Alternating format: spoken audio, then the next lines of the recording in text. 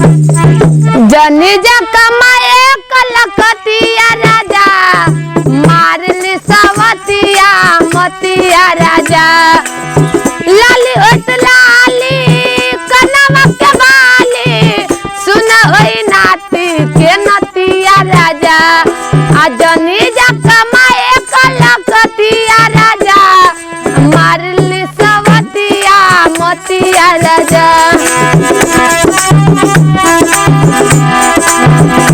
छोड़ी के में हो जइबो हे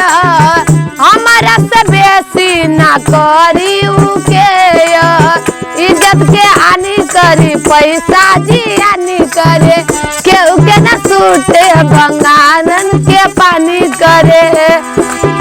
सेजिया पटवा रात भर खोजब मना बना में हरी के बतिया राजा आजनी जा कमाए कलकतिया राजा मारली सवतिया मतिया राजा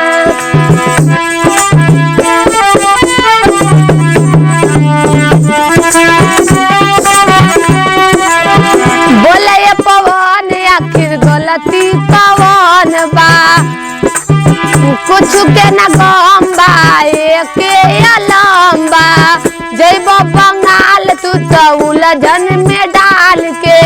तोहर से जाके हम अब निहार के जानी जमाना तो मरे लगता ना जाई ना सारी जतिया राजा आ जनी जा कमाए कलकतिया राजा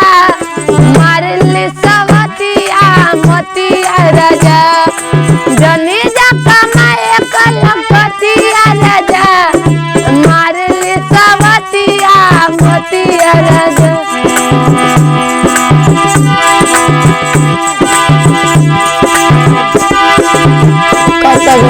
आजनी जा कमाए कलकतिया राजा मारली सब मतिया राजा